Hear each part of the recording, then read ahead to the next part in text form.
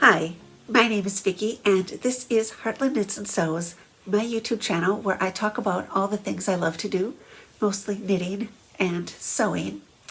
Today I have a makes video for you. These are all things that I sewed the last couple months, maybe the end of February through March and April. I did a Friday Sews kind of in February, I think, where I did kind of all these plans of these things, and so I've gotten through most of them. I'm still working on a few from that video, but anyway, let's start with what I'm wearing, and this is the Lauren Vielle Tee. I really like this pattern. It has this kind of little bow on the neckband. The fabric I used, this is a rayon spandex fabric from Mood Fabrics. I will put links to the patterns and the fabrics when I can find them. I know this fabric, when I bought it in January, they were down to kind of the last couple yards. So if they still have it, I will put a link to it. But it's a really, really soft jersey. And instead of kind of doing the neckband with the same fabric, I used a contrast color, and I just love how it turned out. The black is just left over. I think it was Dana jersey that was left over. But yeah. And on the bottom, I am wearing one of my Make 9 finishes, and this is the Ash Jeans by Megan Nielsen. And the fabric that I used is a Cone Mills natural colored denim, stretch denim. I've had this fabric for years, I think probably 5 years, because I know it predated COVID. And I have been talking about wanting to get it sewn up for years. I'm so glad I'm finally done. This was the first time I have made the Ash Jeans pattern. I have made 3 pairs of ginger jeans, but that was several years ago.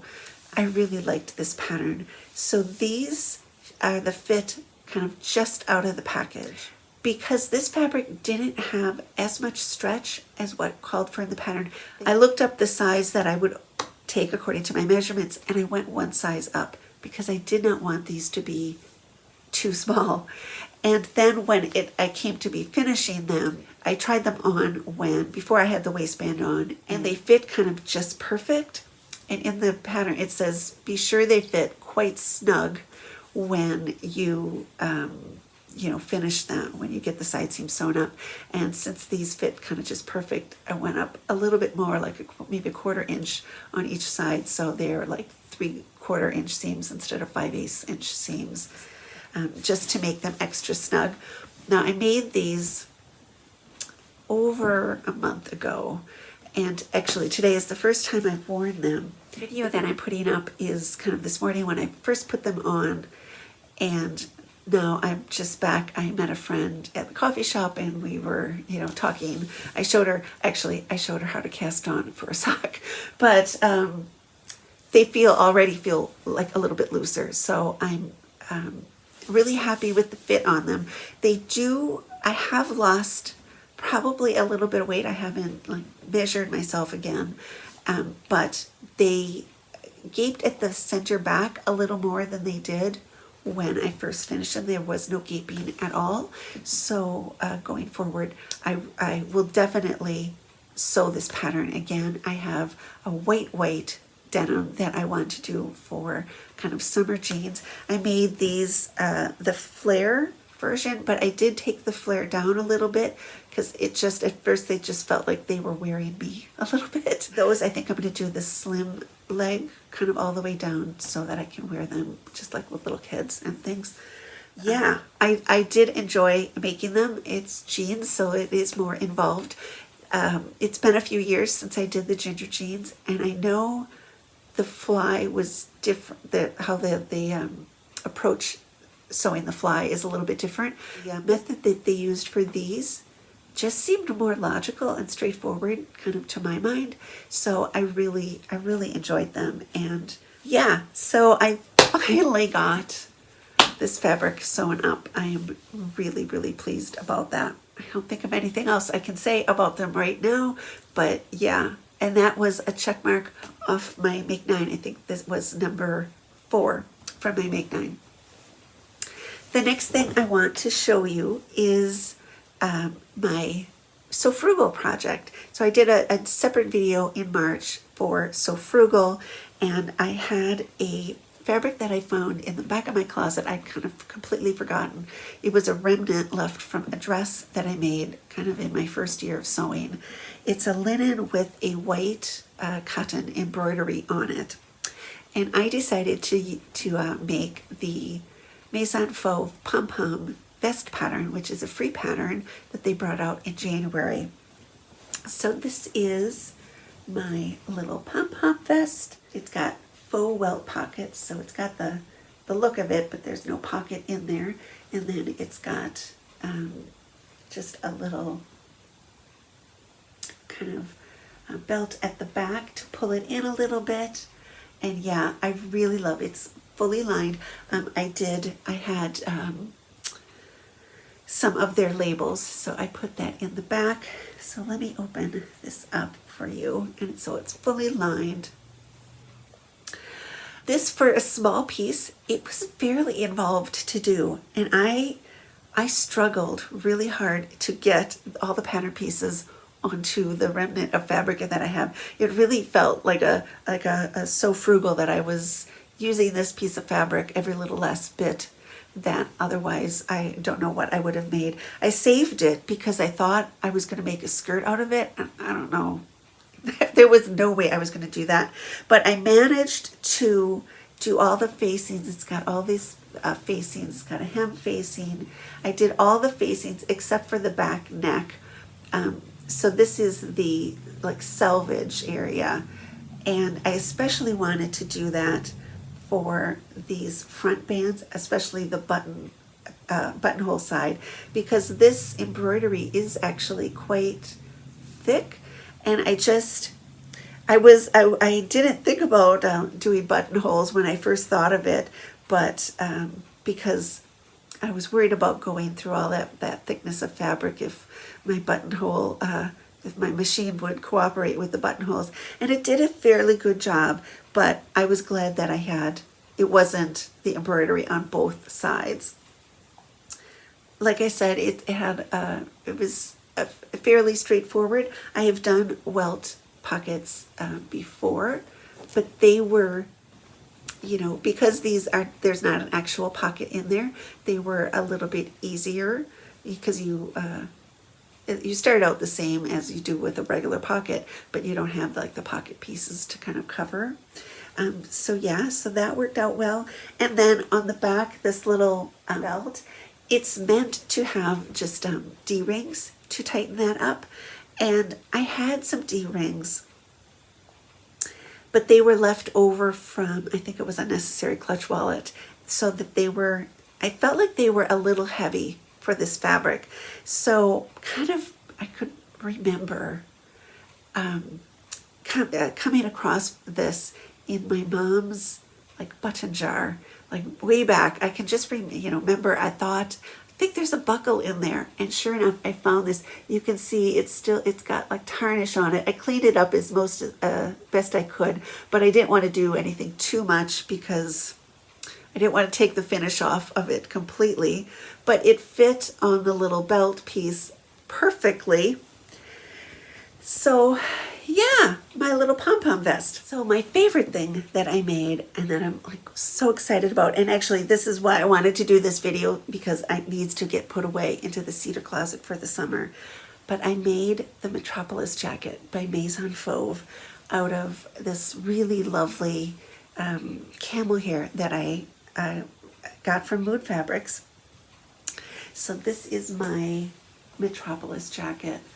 I love this so much. I will show it to you like this, and then I will put it on just over this, so you can see it on. But it has these little pockets here, and on the back this isn't a pocket. It's hard to see the details in black, but you can just see it's got like that piece, so it goes kind of from front to back. That a detail is there.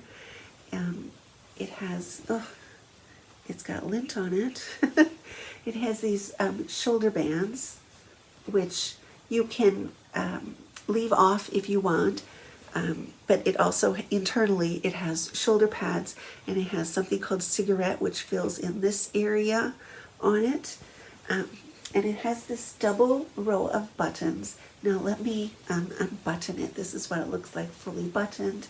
I bought the buttons from Maison Fauve. They are just perfect for it. I love them so much. I think they really do make this jacket.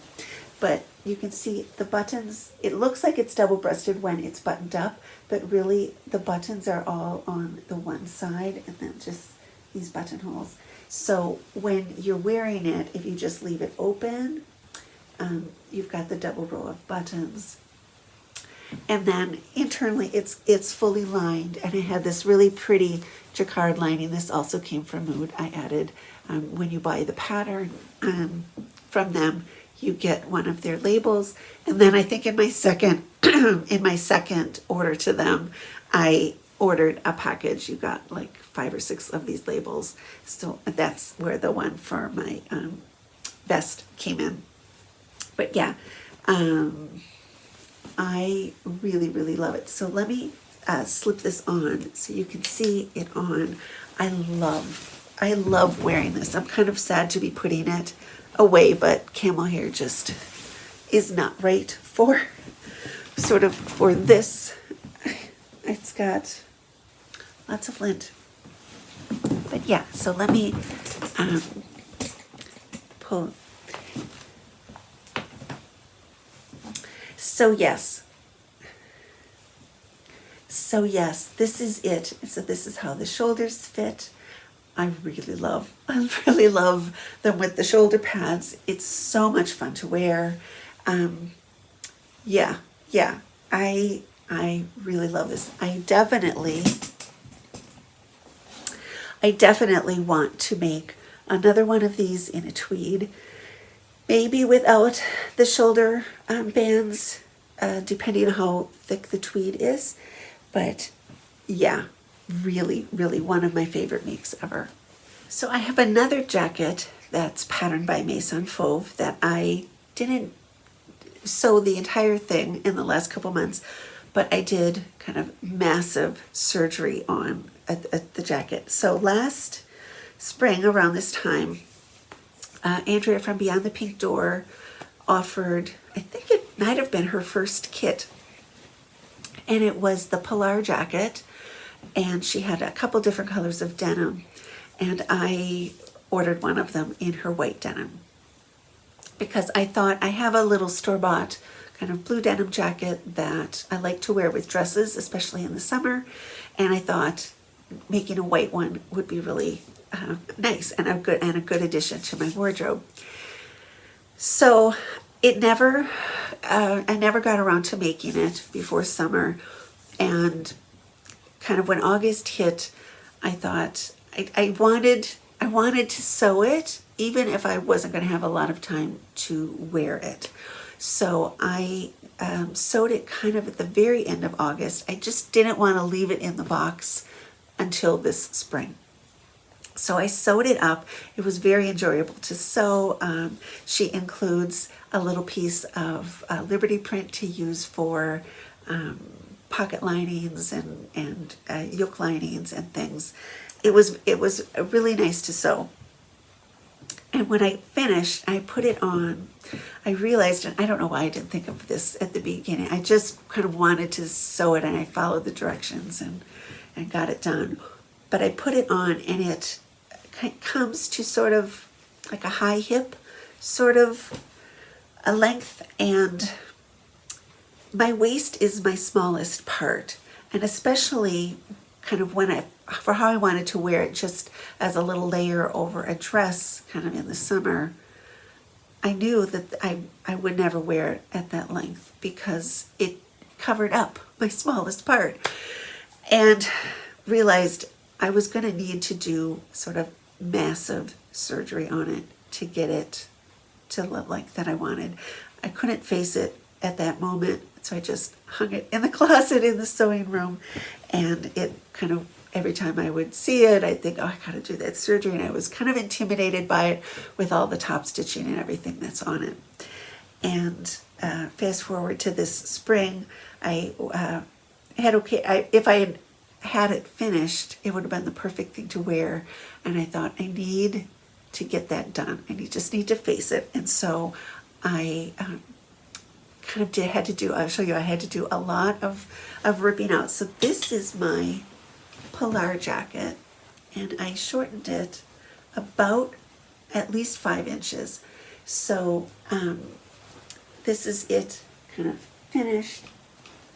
Originally, this pattern has a, on this back panel, you can do, it looks folded. What it is it's a kind of big box pleat. And you sew that down and the kind of folds go into the back band. So I had originally done that. And I loved how it looked, but considering I was going to take that much length off of it, I was going to have to rework that pleat anyway. And just with the shorter length in this back section, I just thought it was not, the proportion was just going to be off. And so I decided, I had a little bit of extra. This is the actual from the original piece of fabric. When I cut it out, I had enough that I could cut this extra back piece.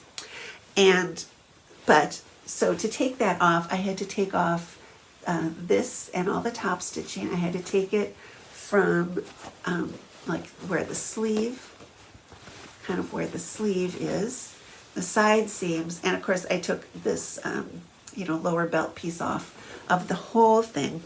Inside, I did it, this is a particular feature that when you bought the kit, Andrea has done a sew-along for this jacket, and she added this like full yoke piece.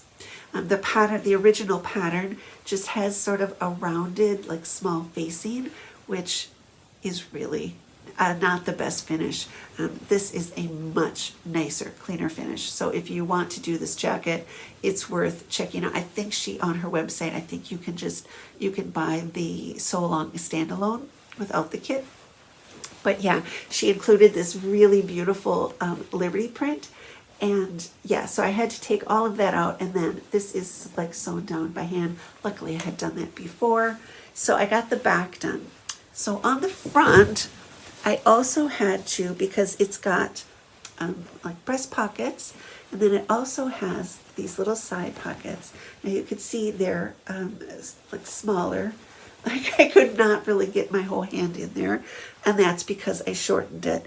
But also, so this is the inside of, this is the lining for the breast pocket, and then in here, this is lined in the Liberty print.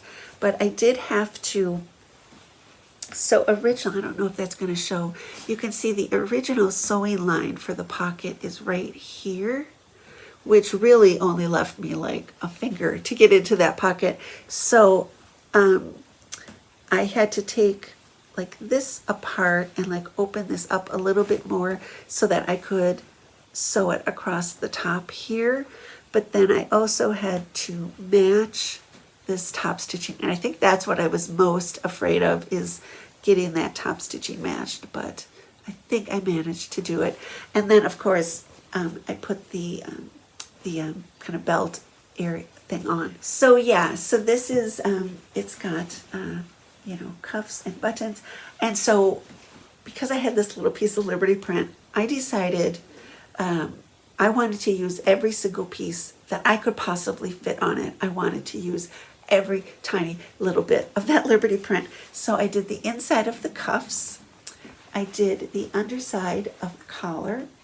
I did this yoke piece. I did the underside of the breast pocket.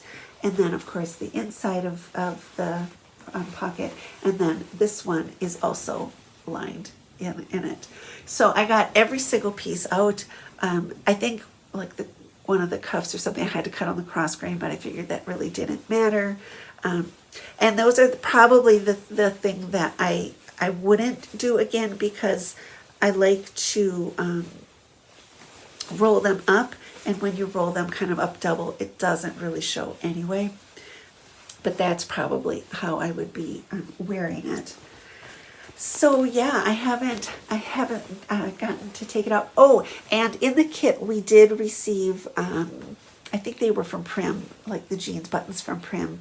But when I ordered from Maison Fauve, the second time when I got all the buttons, I noticed that they had Maison Fauve branded jeans buttons, so I had to buy those. So I put those on here.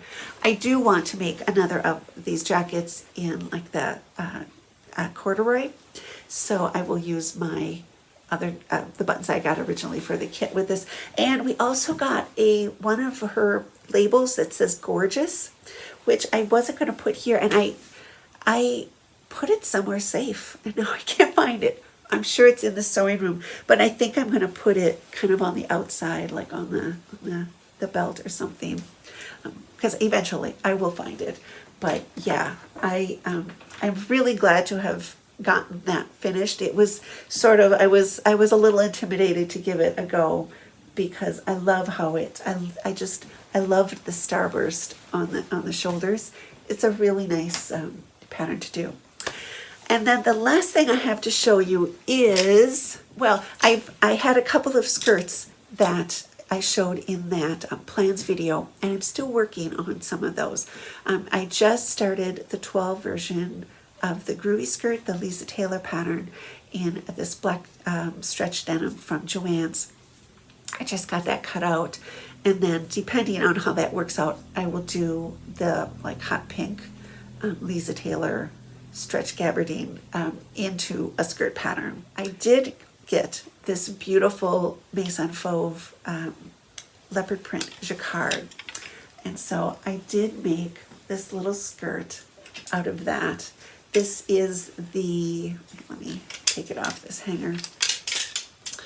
This is my little new look pattern. I put the number down because I can't think of what it is right now, but I've made this skirt pattern a lot. It's got little pockets on the sides, and it's this beautiful, it's got this sort of metallic look, little thread in it, and it's just a little A-line skirt. I did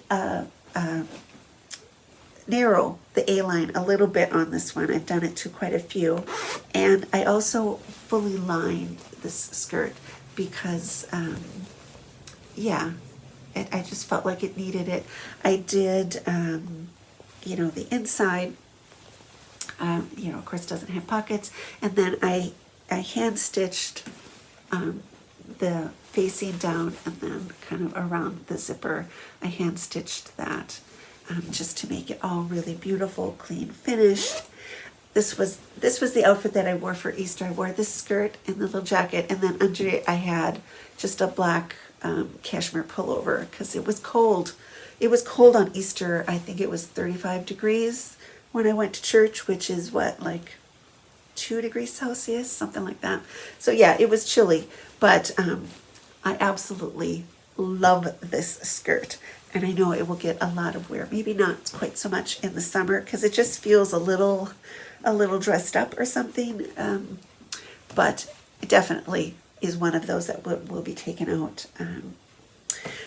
So yeah, I have some new things planned, some new fabrics that I got in. I will do maybe another plans video, kind of more for summery makes. So that's all my sewing makes. I have been working really hard on my garden. I will put a little video of my mini roses at the very end so that you can see that if you want to see it. They're not blooming or anything, of course, but this is the best time. Everything is growing really well, and you know, bugs haven't moved in or diseases haven't happened. Everything looks really healthy. But yeah, that's been keeping me really busy. But I thank you all for watching, and until I see you next time, from my hair to yours, happy sewing.